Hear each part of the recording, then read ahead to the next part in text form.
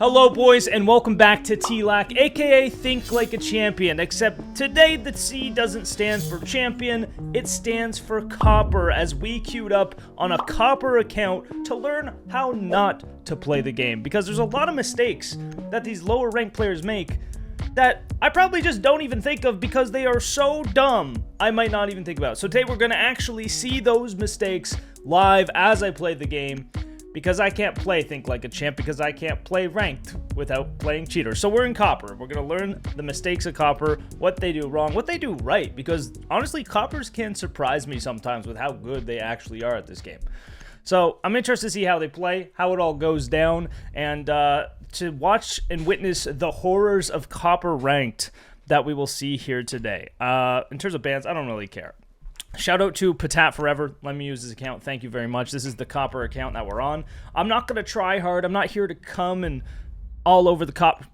I'm not here to shit on the coppers, okay? I'm not like try harding. I'm gonna take it easy. We're going to witness what our teammates are doing, learn from the mistakes of the other team as well as our teammates, so we can kind of see like what is going wrong with the coppers. Like, why are we stuck in copper still? You know what I'm saying? And we might even see mistakes that people are making in some higher ranks like silver, gold, platinum, right? Because these mistakes carry out to the ranks as you rank up, and you might not even realize that you're making them. Off the start, I don't really know who I'll go. Maybe just pick a Goyo, something basic, see what they get up to. And along the way, I'll try to share some tips as well, so you can get better at the game still. Like with Goyo, where you can put them on barricades, which, you know, most people should know. If you don't, it's very nice, because then they automatically go off. You don't have to rely on them.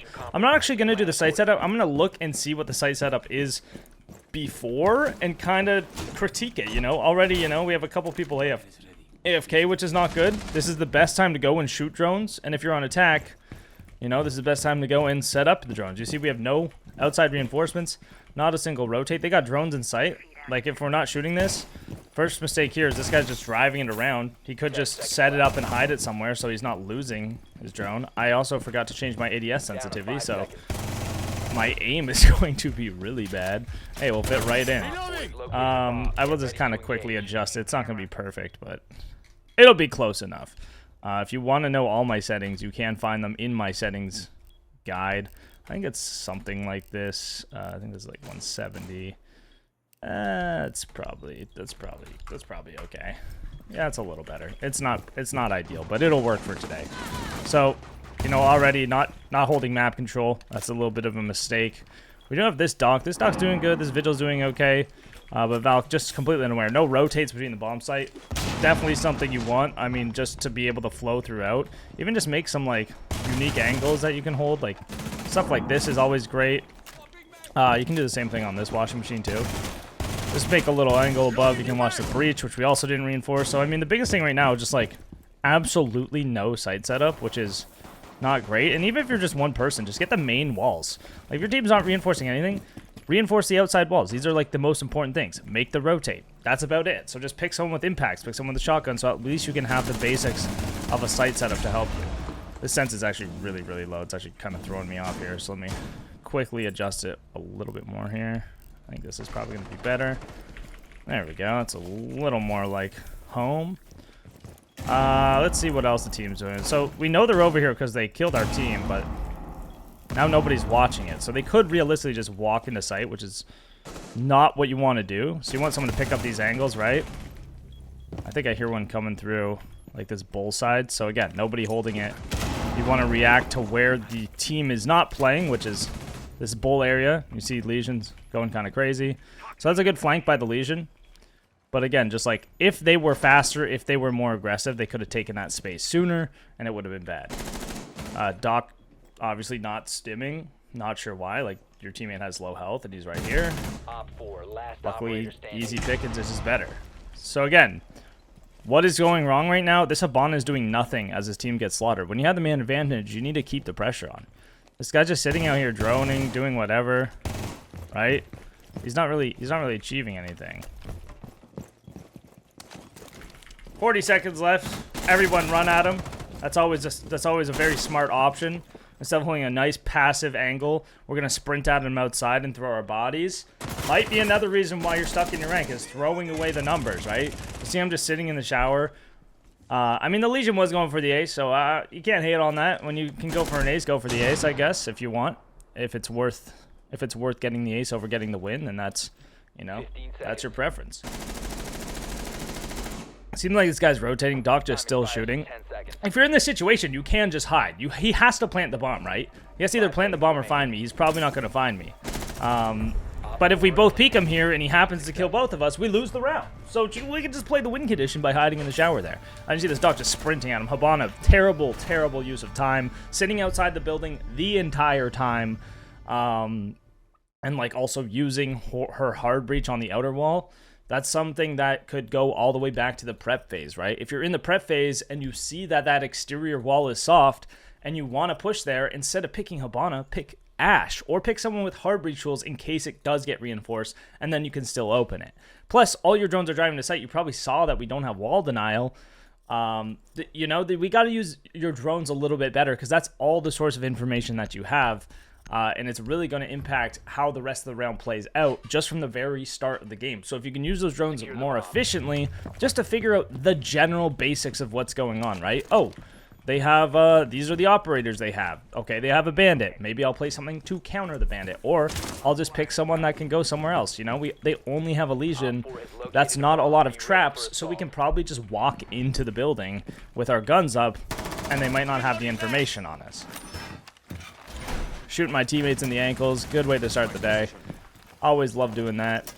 But again, they have the drones in sight. They are just driving them right into our feet, which makes it so much easier for us to shoot it. I mean, droning is a difficult part of this game, but like even right there, this drone was great. I probably wouldn't have saw it. You have information on top garage, and then you just jump it out of this first person you see. It doesn't make any sense. And this is an issue in a lot of ranks, is like really, really bad droning. Even at the highest rank, you see a lot of bad droning when it could be a lot better.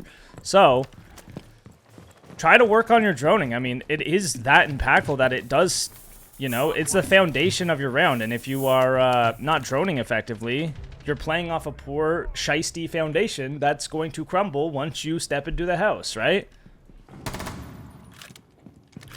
Another thing, no rotate. Again, no rotate. We do have Tachanka, I'm assuming, with the LMG. No, he doesn't have the LMG. Oh, yeah, he does. He does. So, like, you know, make the rotates. If they take garage, you can only fight back through one door now, right? If I die, it's going to be really hard to take garage. Also, we have a good amount of people on site. You know, this is fine. This barricade is really bad. It just gives them all this space, right? They drone up. They see the doors shut. Now they can take all of this control for free because they know they can't get swung from here, so they can just walk up fighting this, and then all of a sudden they're in sight. But their drones are so bad that they're not seeing these weaknesses, and I think just because we are in Copper, even if they did see these weaknesses, they might not capitalize on it. We see they're all kind of feeding into one area. They're not taking all this free map control that they could have. Like, this control right here is very strong, but you just need one guy to sit there and hold angles, but instead they're all kind of grouped up and getting put in a blender by our entire team. So they're surrounded from every angle trying to feed in through these windows and stuff. And that's not going to be very effective when you have a bunch of people watching it unless every single person throws their body at you, which right now is what's going on. Which is why I'm not going to do that. So let's see. I mean, shooting the default cams is something we probably should do. Because obviously now we know they're both over here still. We just have all the opportunity in the world to set up and contest it. That rotate, again, is going to be very helpful for just rotating in and out quicker.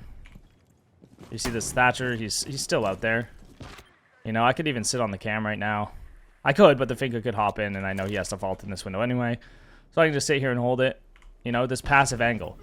Because I'm not peeking into the window, right? I don't want to peek into his gun. I want to hold this for once he hops in, I am just winning the gunfight because it's going to be a lot harder for him to shoot me while he's vaulting. Plus, he's going to jump right into my line of sight, and all I have to do is pull the trigger. So just calm, chill, hold the angle. When he vaults in, he dies, right? It's very, very simple, very positional based. Oh, I got on the cams. Oh, silly old me. I was going to see if he was still there, but it turns out he was still there. He just took forever for no reason. 1 op 4 remaining. And as you can see, he has now run out of time because he waited too long out the window. So that's something like, if you're eventually just going to hop in the window anyway, you should probably just do it. You know, drone it, see if it's clear. If it's not clear, then go somewhere else, push another direction because they are clearly holding it, or jump in right away. Like, what's the point of waiting if you know he's holding it? You could even just try to push it from a different direction, like go up the ladder or something. Like, try to use that as a distraction. Maybe use your EMPs as a distraction. Use your utility, a flashbang. You know, if you have a flashbang in that situation, you drone a guy out, you can flashbang and hop in. But just waiting till the end of the round to hop in, it's like, yeah, he did kill me in that situation, but it's not like ideal. It's not the ideal way to do it. Because if I was just, you know, let's say my one teammate is watching the cams, like, yeah, he's still out there, you know, instead of me getting on it, then there is absolutely no situation where the guy is winning that round. So he has to come up with a new way to win it. Because even then, hopping in with 15 seconds left, you saw he just runs out of time. Unless my whole team is so bad. Which, you know, is possible, but it's not going to help you beat better players, right? And you always want to be learning the game and playing in a way that helps you beat better players. Because if you can beat better players, you can rank up. But if you can only beat the players of your skill, you're not going to rank up. And I think that's one of the biggest things about, you know, rank in general and ranked play in any game is, like, you need to practice to be better, to beat better players. Which is something I don't think a lot of people think about. They think about beating the current players. Oh, this copper might hop in this window. I'll sit here. But what does this do if I'm just sitting on site under a window? Well, I'm not contesting any map control, so they could take everywhere else on the map, you know, all over here. So I'm not helping my team by contesting map control. If they do take this side, I'm just stuck in this corner. And now they have control of the bomb site. I'm held down. There's only one doorway out. Right? Let's say they're trying to take B. There's only one doorway back in here, and because there's no rotate, again, they just have to hold this door, and they have control of the bomb site, and there's no way for us to get back to it. There is observation blockers on this account, which is not ideal. This is another thing people make the mistake of. The shield in the doorway, you know, it's whatever. It does force them to vault over if they don't break it, but people will hold angles like this, which you can see gives them cover and does not provide me with any cover.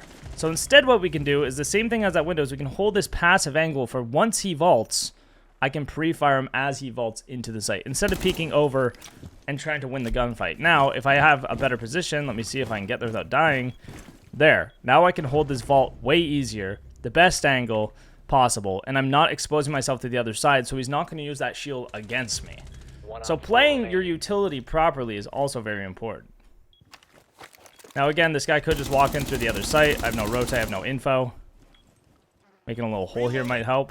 I have my echo, so I want to play off where he's positioned, which a lot of people won't do. A lot of people will hold the same angle, but all of a sudden, now this guy could walk in behind us and kill us both and win the round. So I'm going to stop him from doing that by using the bomb as cover, holding the doorway, and holding the angle.